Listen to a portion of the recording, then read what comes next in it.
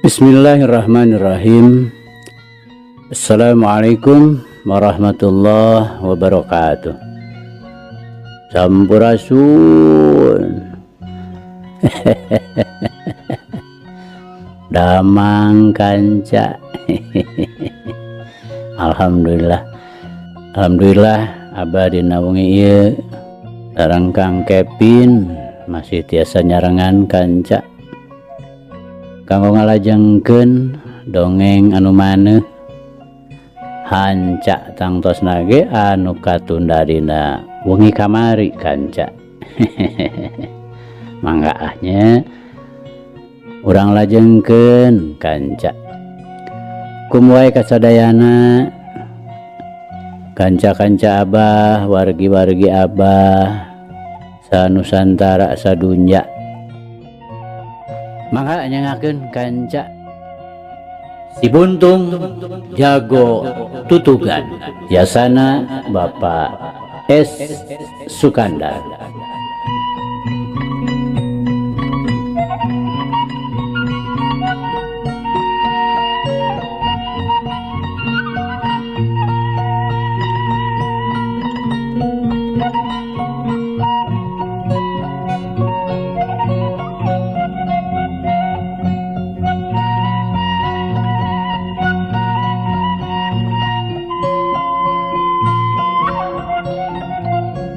Mari teh kanca parantos dugi ka cindekna kolot pantes panjalindungan nu landung kandungan lair aisan dina sagala tincak jeung rengkak teh tara leupas tina itungan jeung ijiran salilana dibalitungkeun pibalukareunana ari kudu ngagugu nafsu mah puguh ge matak cilaka paribasa nafsu nu mata kaduhung akhirna mah badan anu katempuhan.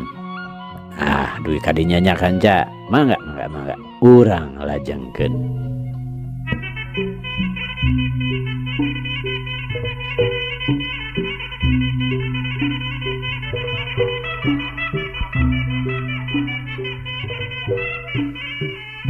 Kanca dangu sadayana. Saterusna dak we gumilar jeung pamajid babadamian. Kumaha carana pikeun ngarengsekeun ieu urusan. Boh ka Ganjar, boh ka Nyisari. Puguh sakitu nyaahna. Ngaran-ngaran kanu jadi anak. Atuh pasuta sasatna geus jadi dulur. Nu dipikirkeun teh Aki Mursid anu memangna geus jadi Aki Nawijana. Akhirna gumilar jeung pamajid sapamadegan. Yen ieu teh kudu gancang-gancang dibadamikeun jeung pasuta supaya urusanana ulah nepi ka katutuluyan. Bakuna mah ngarasa hariwang we ku ijana anu geus nekad rek ancur-ancuran pikeun ngabela nu jadi dulur. Eukeur mah bareto teh kapan kungsi jadi musuhna dina mangsa lalakon si Ruyung Kawung. Wijana harita masih keneh make ngaran Karna.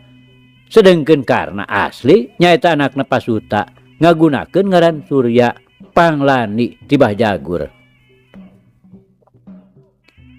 Geus kitu mah isukna beral we pamajid jeung gumilar arinit kalmur gadog pikeun manggihan pasuta. Bareng mimiti gok mah puguh we. Lain deui pasuta giakna ditepungan ku mitra dalitna teh. Peta polahna dag naker tina ku bakating bungah-bungahna. Tapi barang geus der ngobrol. Pamajid kalawan panjang lebar ngadongengkeun kaayaan Ganjar jeung Nyisari anu waktu kamari ditandasa ku Karna di Wanaraja. Kontan pasuta mani ngadadak sepa pias tina bawaning ku ngarsareuwas campur jeung wirang ariras ku talajakna nu jadi anak. Harita keneh oge gancang we Karna di teangan. Rokaya manehna leuwih ringeus kakara rentang-rentang oge pamajid jeung gumilar karna mah geus ngabalecet manten. Puguh geus rumasa kana dosana. Moal pati-pati pamajid jeung gumilar daratang kalemurna ari lain rek nguruskeun nu aya patula patalina jeung kajadian kamari. Nyalapur atuh karena teh teu bisa kapanggih. Sakitu hantem di teangan ku Widarma. Nu ayeuna geus jadi salakina Nyi Umi. Teu kapanggih tapak-tapakna acan. Puguh karena mah ngabalecet ka anggangna. Atuh pasuta teh lain deui medenghelna. Jaba ngarasa kaci daerahna we deui ku pamajid katut ku Gumilar. Anu pikeun manehna mah taya deui iwalti ukur bisa sanduk-sanduk. Tamada nada hampura. Sarta janji yen karna tangtu ku manehna baris dipapatahan. Diwarah oge teu jadi halangan. Bongan geus ngalakukeun pamolah nu teu pantes. Sasat ngawiwirang kanu jadi kolot. Geus kitu mah. Boh Gumilar, boh pamajid, kakara ngarasa sugema hate. Buleud kayakinanana yen urusanana antara Karna jeung Ganjar katut nyisari teh moal aya buntutna nu teu dipikahayang. Dina baralikna deui ka Cicapar, teu wudu masing-masing bari mawa hate nu guligah bunga. Lantaran saeutikna geus bisa nyegah timbulna pasendatan nu katutuluyan. Ulah-ulah bisa matak nimbulkeun banjir getih.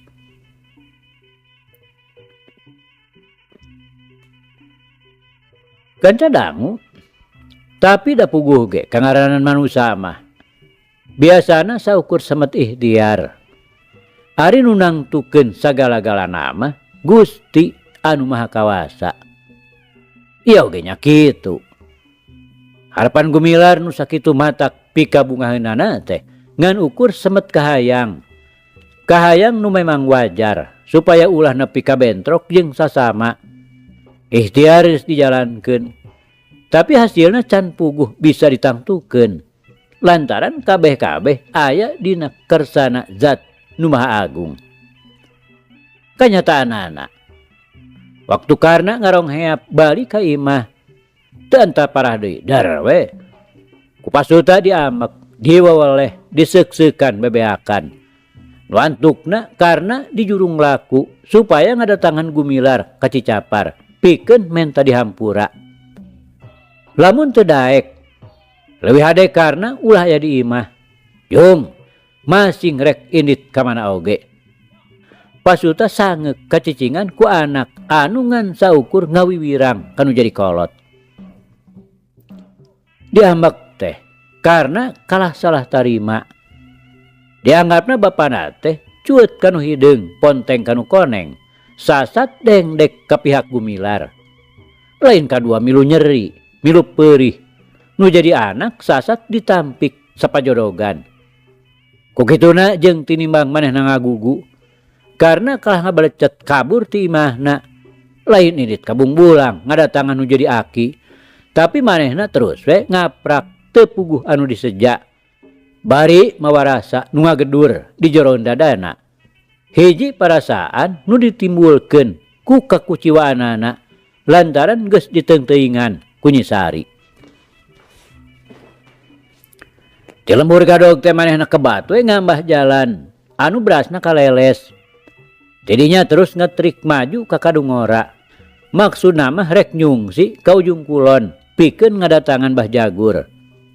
Sanajan keur waktu ti heula manehna kungsi pasendatan jeung Mbah Jagur. Tapi da puguh karasa kanyaahna. Manehna rek maksakeun sumolono deui.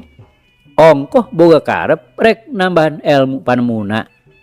Lantaran manehna keukeuh boga tekad rek mulangkeun kanyeri ka Ganjar sarta ka Nyi Sari.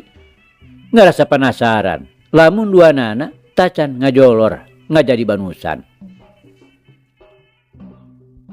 Tapi ada rek ngahagal ngajorag ka Cicapar. Geus kaijir ku manehna moal mahi. Lantaran tangtu manehna teh kudu bantrok jeung Wijana alias Ciruyung Kawung. Nu geus kanyahoan pangabisana aya di saluhureun manehanana. Komo deui upama ngingetkeun ka Gumilar jeung pamajid. Estuning mangrupa lawan-lawan anu kacida beratna.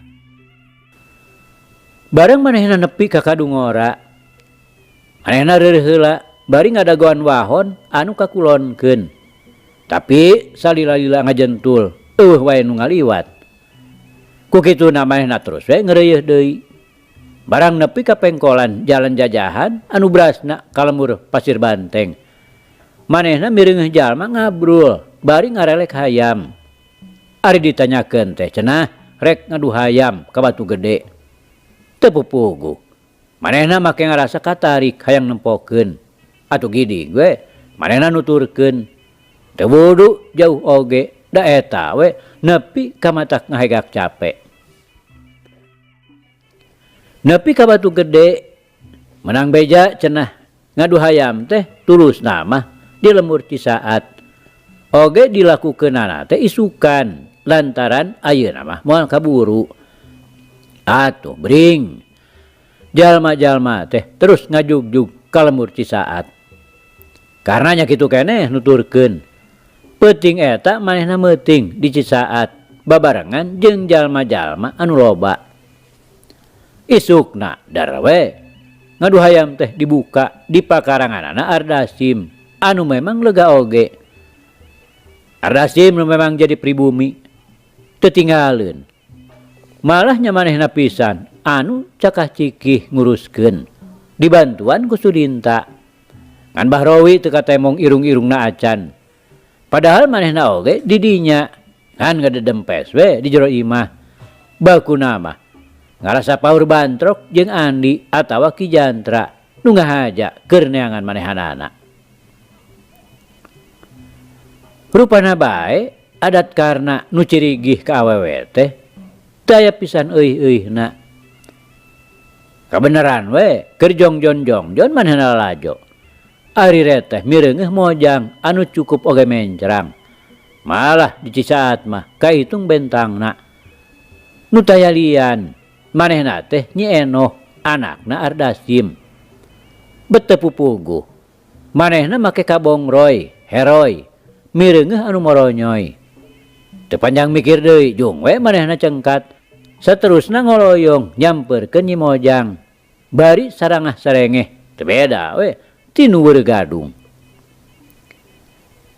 Sanajan bener rupa atawa wanda karna teh teu goreng-goreng teuing. Tapi ari kitu peta mah suraseuri saperti oten. Bet ngarasa hariwang oge Nyi Enoh teh.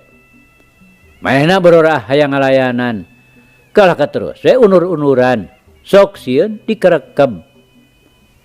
Ari karna ongko-ongko we deui nyeureudeg bangun anu rek nyeredkeun. Bari leungeunna teu reureuh ngopepang tual toel cual cawel. Hal ieu teh kabireungeuh ku Ardasim. Atuh lain deui nu ngajarikeun timbul amarahna. Boga anak nu ngan hiji-hijina teh make aya nu rek kahina. Teu anta parah deui ngan gajlang we manehna luncat. Sarta teu tatapasini deui. Habak we peureupna nu geus dibuleut-buleut teh ngahanca carehamna karna pogo we ngaran-ngaran dibongohan. Teu loba pamolah deui bangkieung we karna ngoleab ka tukang. Terus dihanca deui gadona. Teu pino gawe kedebut we karna ti beubeut rag-ragna nangkarak. Sanajan teteh salah tapi biasana oge tara ieu rumasa kana kasalahanana sorangan. Tumerapna ka karna lain deui teu ngeunahna. Sasat teu pupuguh ditarajang dibongohan. Jawa ti nyeri teh jeung ngarasa wirang we deui pada nyeungseurikeun ku nu sejen. Atuh korejat we karna hudang. Beungeut euceuy mata beureum. Geus puguh daun ceuri mah karasana panas lir nu disebit. Teu anta parah deui ngasabrut we. Manehna males narajan ka Ardasim. Anu antukna bukbek. Tajong gebug paciweuh jeung siku ting beleduk ngahanca gado. Tapi tetela Ardasim teh teu mahi ngalawanan karna. Dina waktu nungan sakoteapna keur Ardasim geus ngababengkang jadi korban jurus si gugur gunung. Coba sirah mah karasana asa bejad kabeunangan ku cula badak dina gerakan badak Cihea tutungkusan ujung kulon. Kanca dangu puguh kabeh oge aya di pihakna Ardasim atuh dar we karena diraponan. Tapi karena saeutik oge teu ngarasa seber serat we manehna mesat bedogna dar we manehna ngamuk nguak ngawik sakur nu nyampeurkeun mah kabeh oge eueuh nu nyangapulya teu sirikna dicacar bolang.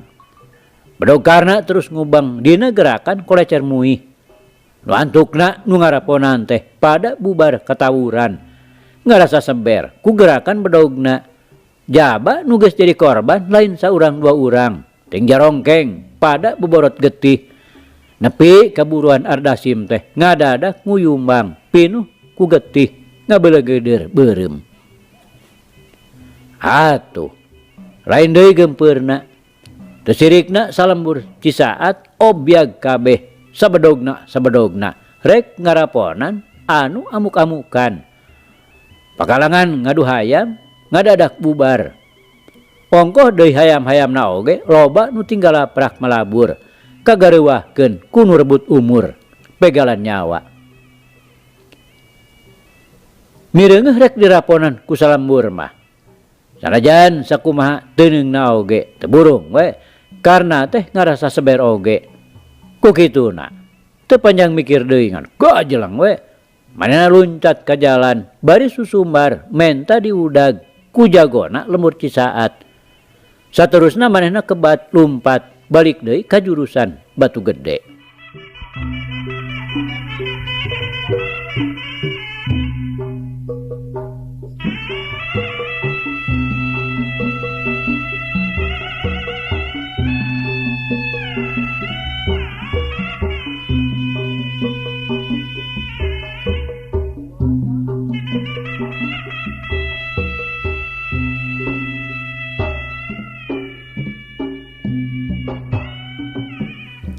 Kanca dangu Bahrowi mah barang mimiti prung riributan oge ngahep-hep we di jero imahna Ardasim. Kasieuna museur ka Ki Jantra atawa ka Andi lantaran teu mustahil eta jajaka nu teu wawuh teh mun lain baturna Ki Jantra atawa Andi nu datangna ka cisaat teh geus tangtu babarengan. Ku Andi memang kacidagi mirna, boguh geus karasa pait peuheurna. Tapi ari ku Ki Jantra mah lain sieun-sieun teuing. Babakuna mah ngarasa era, dumeh manehna kungsi ngaganggu ka anak parawana. Nu sangkaanana ayeuna geus teg we, yen Andi teh ngahiji jeung Ki Jantra. Sahanteuna. Dapugu Andi teh geus nulungan nu jadi anakna, kana tangtu Ki Jantra teh bakal nganuhunkeun ka Andi. Tapi bareng kumanehna didedengekeun tetela. Si jajaka teh taya baturna.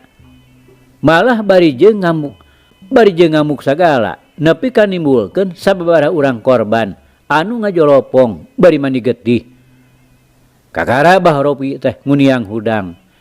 Ngan bae karna kaburu ngejat bari susumbar. Kukituna ayeuna manehna yakin yen eta mangkeluk anu ngaributkeun teh ukur mangrupa jelema anar-anar. Mikir kadinya teu talangke deui gajelang we. Manehna luncat kaluar bari ngagorowoh ka Sudinta supaya nuturkeun. Ardasim atuh nu harita geus lilir deui. Mireungeuh Bahrowi mah jadi timbul deui sumangetna. Teu ngurus dikanyeri daragdag we. Manehna oge lumpat nuturkeun Sudinta nu harita geus meleteng tukangan Bahrowi. Karena nu harita geus lempang sabiasa. Ukur ngagedig semu-semu rusuh. Manehna ngadenge gebligna nu lompatan tukangeunana. Gancang manehna malik ari reteh. Aya 3 jelema kawas nu keur ngudag ka manehanana. Nu pangpandeurina mah sidik lalaki nu tadi kungsi dirubuhkeun. Teu loba mikir. Ragoe karena eureun. Terus nyang hareup madep ka nu tiluan. Nu pangheulana nyampeuk teh Bahrowi. Ari serog ari gorowok we ngaluarkeun sora nu matak gegemeueun pikeun nu borangan mah. Tapi ari pikeun karna mah ukur ditarima ku lelewa we nu bangun ngayehkeun tanda pinuh kawani. Orang mana si Lintah? Ngadon ngaributkan ilmu batur. Gawas nu terbar ku nyawa. Gosna Bahrawi estuning matak power. Komo mirengeh banget na nu bergud. Mata bolotot, kumis baplang sangadulang. Huntu karehol badag, tebeda we tibaliung. Alah, montong ting loba ngucap. Andika teh jagoan Cisaat. Sok geraragap ya. Awak kaula, ari nyata mah Andika lalaki. Karena kalahkan nangtang. Sedang leungeunna geus ngaragamang kana perah bedogna. Bisi nu jadi lawana rek ngagunakeun bedog. Aduh. Urang ajar sia. Dan nyaho sia teh kasih Bahrawi. Bahrawi bersabrut we narajang dina gerakan nemrag jagat. Ngaran-ngaran nu gabogaan adat-adatan bawarian naker, ngulit bawang. Ngadengi caritaan karena nusa kitu sugal regasna teh. Nafsuna geus teu bisa diampeuh deui. Lumayan oge gerakanna mah. Jurus paregna gebahayam ieu teh kisana. Karena ukur ngagilek ngarobah kuda-kuda nyerong. Bak we leungeun kencana nakis pigeulangna leungeun katuhu Bahrawi anu rek mepeg sirah. Sedang leungeun katuhu dipake ngababuk tur Bahrawi anu nyuruntul. Maksudna mah rek ngabeset dada. Orokaya manehna oge kabeunangan mah teu burung. Leungeun kencana Bahrawi ayeuna mah nu ngababuk kana sirahna karna. Akibatna jadi sarua duanana pada kabeunangan. Mun Bahrawi mah ngagero bari leungeun kakarepengan sarta suku sabelah merengkel. Sedeng karna mah ukur dadaligdegan. Rada lieur oge dipepeg hulu mah. Sabut keur kitu, Sudinta jeung Ardasim anu memang cukup ngarti karena posisi nu jadi lawan. Teu miceun tempo deui. Wutbet duanana narajang babarengan. Orokaya sanajan bener karena keur leuneng oge ari ringeus mah teu leungit. Sakilat manehna malik. Sanajan manehna teu ngarobah kuda-kudana. Tapi tonjokanana Sudinta katut Ardasim teh kalah plus-plus ka tempat kosong. Maranehanana teu beda we ti budak leutik ololeho. Salantad solontod teu puguh. Daya dayana disanghareupeun kana gerakan pucuk awi katebak angin. Pogo we pikeun karna mah mani asa hipu naker. Pikeun ngalumpuhkeunana. Sabak beken pisan manehna ngayunkeun panimpug ujunganana. Tapi Bahrawi nu geus ngajudi. Bahaya naon nu ayeuna keur disanghareupan kudu jadi anak buahna.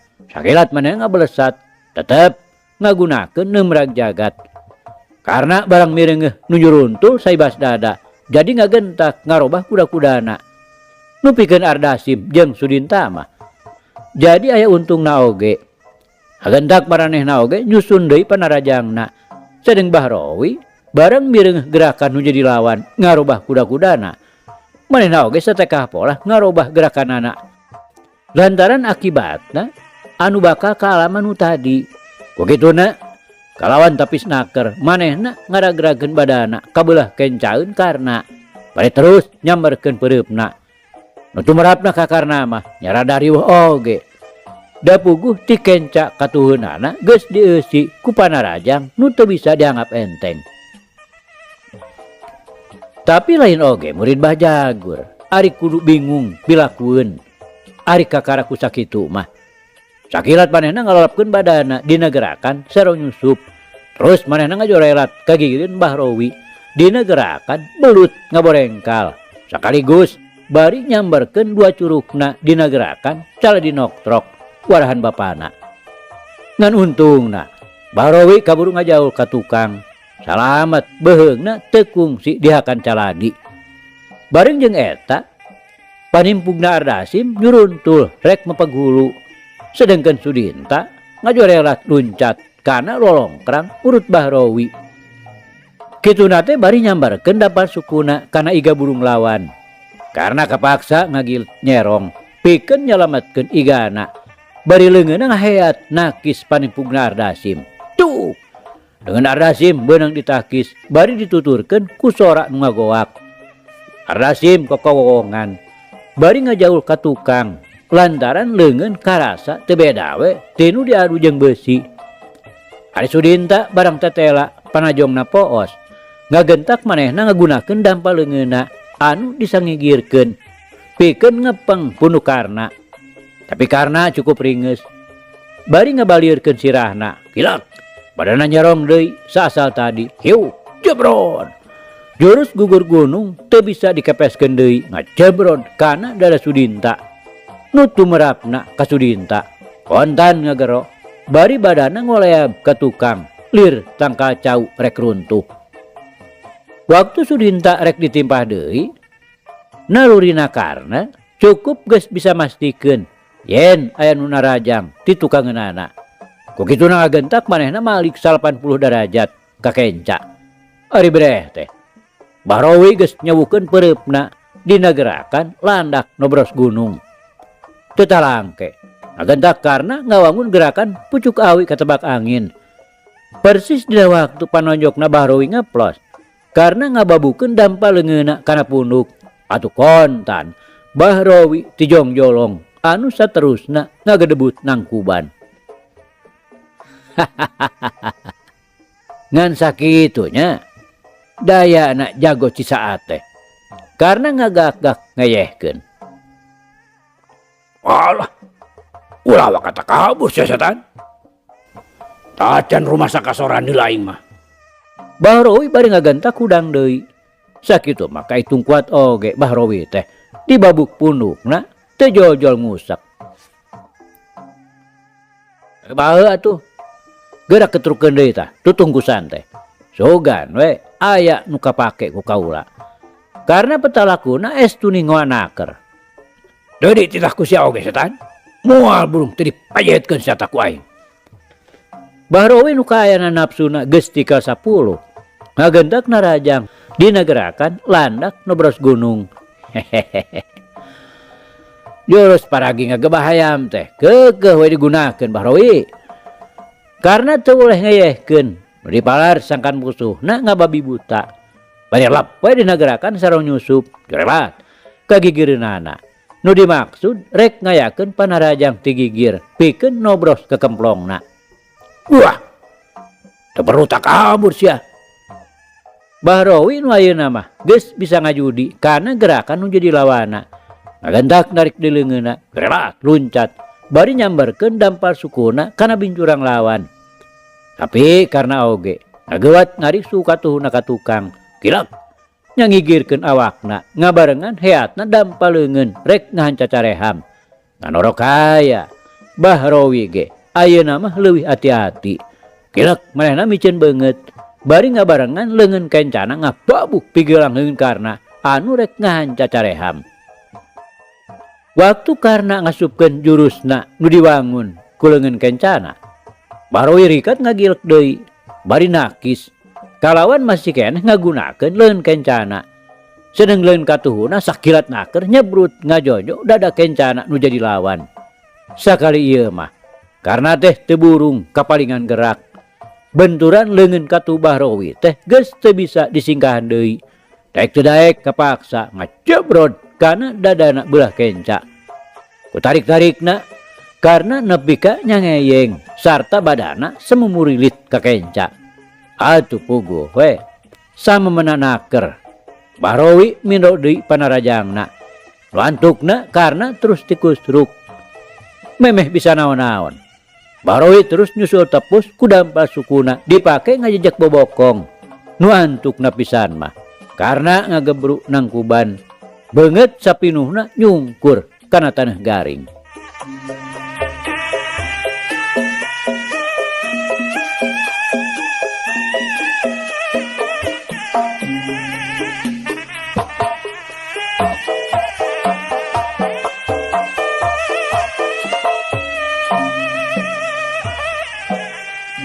Tapi kanca puguh oge karena teh beunang disebutkeun hiji jajaka nu geus kapatri ku pangarti kasipuh ku pangaweruh. Eukeur mah geus leuwih ti heula nampak panggembleng tibah jagur jawara ti ujung kulon anu sapinuhna ngawasa kadugalan kabeh deunakeun deui. Terus dipindo digembleng kudu jadi bapak. Sarta kudu jadi akina nyaeta Aki Mursid. Begituna teu kudu disangsikeun deui. Kumaha hebatna daya kekuatan karena ayeuna. Harita oge barang manehna rek ditimpah deui ku Bahrowi kalawan sakilat ngagorentelkeun badana. Dampal suku Bahrowi anu rek ngajajak sirahna ngan saguriwal naker ku manehna ditewak sarta terus ditotogkeun. Kukituna ayeuna mah Bahrowi nu kapaksa kudu ngabebengkang rag-ragna nangkarak. Ulah dedeun Bahrowi. Sakitu mah kaula teh mere omer we supaya Andika gede hate. Karena bari ngagentak ngawangun gerakan badak Cihea. Sakilat terus we nyebrut nguru ka Bahrowi anu harita ka Karanguniang Hudang. Dalah Sudinta jeung Ardasim oge harita teh geus narangtung deui keur sasadiaan pikeun narajang deui kanu jadi lawana. Kanca dangu pikeun Bahrowi mah nu kakarami reungeuh gerakan karna sakedapan mah ngarasa kaget oge. Tapi sanajan kitu ari kawaspadana mah teu bisa ngurangan. Waktu karna nyuruduk rek nyamberkeun cula badakna anu diwangun ku dua dampaleungeunna anu dirangkepkeun luhureun tarangna. Bahrowi rikat luncat ka gigir bari ngahiukeun timpuganana kana punuk lawan. Tapi lain deui Bahrowi ngaranjugna kalawan sakilat naker karena ngagilek malik ngabarengan leungeun kencana nu ngaheat dipake nakis. Sedeng dampaleungeun katuhurna nu masih keneh napel dina luhureun tarangna. Sakilat ngaheat ngahanca sirahna Bahrowi. Ngan untungna Bahrowi rikat ngagilek. Jadi nu kabeunangan teh tak-takna. Tapi sanajan kitu geus cukup pikeun Bahrowi. Sakedapan mah manehna ngaheungeuh tusik malik. Badana ngarempeyek satengah nu diteundeut kana taneuh. Manehna teu wasa nyangga teungeulan ujungan anu memangna geus teu kudu disangsikeun deui kahebatanana. Udang Bahrowi. Lamun nyata Andika lalaki, hayo lawanan ieu sigarna teureum gadog banyu resmi. Karena susumbar petalakuna takabur. Dir dumeh geus hasil ngaragrageun nu jadi lawana. Sudinta katut Ardasim barang mireung dedengkotna nu memang diandalkeun tetela teu mahi ngalawanan nu jadi musuhna. Kalawan teu panjang mikir deui surut seret maranehna maresat bedogna langsung terus narajang ka karna bari ting hariuk ngaheumbatkeun bedogna. Bangsa cucurut mah montong teng hayang ngalawan kasikaharna deuleu. Karena bari ngagentak ngawangun gerakan pucuk awi katebak angin. Bogo we pikeun Sudinta katut Ardasim anu tingkat pangabisana jauh aya di sanapeun karna duanana ukur ting hariuk teu puguh. Nyabetan angin teh sanyana. Lantaran badan karna nu terus kokoleaban tungak lengok teu beda we ti pucuk awi katebak angin. Estuning hesenaker ditembus ku bedog-bedog maranehanana. Sabalikna pikeun karna estuning gampang ngeunaker pikeun ngabekukeun panarajang nu jadi lawan-lawana. Ngan ukur sakali ngagerakeun dua leungeunna bedog-bedog Ardasim jeung Sudinta geus marecleng tina cekelanana. Sarta samemehna maranehna sadar kana naon-naon nu bakal tumiba kana dirina. Duanana geus ting jarungkel jadi korban teunggelan ujungan nu bobot tanagana ratusan kati. Lantukna Sudinta jeung Ardasim ngajongkeng bari tinggolok-gok ngutahkeun getih hirup. Sabot keur kitu Bahrowi geus eling deui tina kapaehanana. Barang manehna mireungeuh anak buahna dina kaaya nu kaceda nyedihkeunana. Manehna lain ngarsa seber, tapi amarahna kalah ka beuki muntab-muntab. Sarta teu anta parah deui serat we manehna nyabut bedogna lantaran pamikirna ieu jajaka teh moal bisa dilawanan ku lemor. Nyebut sih Bahrowi. Bau kaula mah moal waka. Karena bener-bener petalakuna mapanas naker. Wah. Harema ya setan. Piraku tengah gelenceng ya Rusia. Bahrowi bari nyebrut ngahembatkeun bedogna. Geus pasti kitu Bahrowi. Karena ngelelepkeun badana dinegerakan sareng nyusup. Abek we. Pigelang leungeun Bahrowi anu keur nyekel bedog teh dipepeg satakerna. Bareng jeung eta leungeun kencakarna ngadius dinegerakan cale dinoktrok rek nobros iga burung.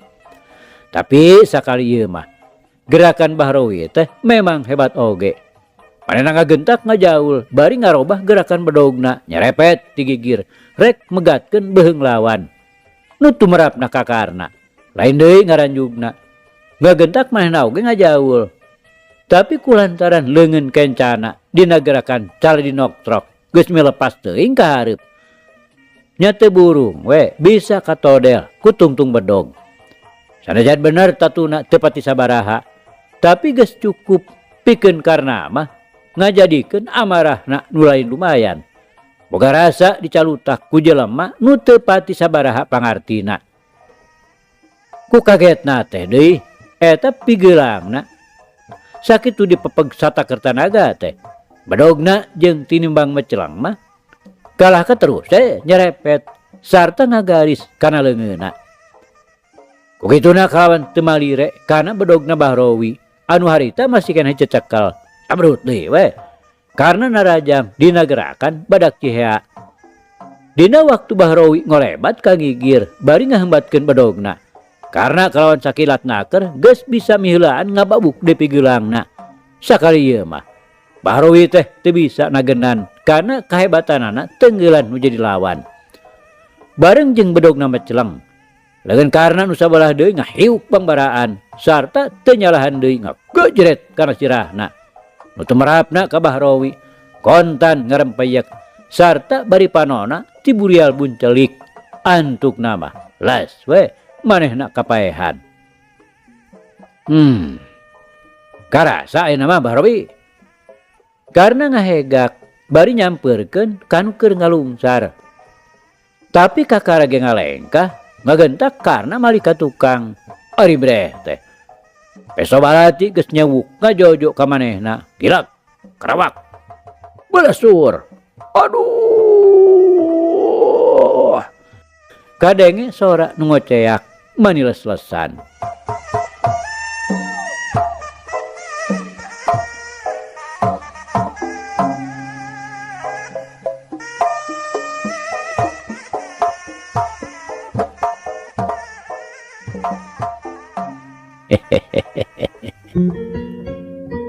Aduh kanca cak. Ieu carita urang pungkas heula kancanya. Insyaallah enjing jaga ninggeto. Ieu hanca urang lajengkeun deui. Muga urang aya dina kasehatan bari aya dina Widi Gusti masih kena dipaparinan yuswa. Atur nuhun kanca. Atur nuhun. Ieu carita urang tunda di hanjuang siang teunden di handeulem sieum. Paragi nyokot ninggalkeun mangsa datang samper deui. Hatur nuhun, hatur nuhun. Hapunten, hapunten. Wabillahi taufiq wal hidayah. Wassalamualaikum warahmatullahi wabarakatuh.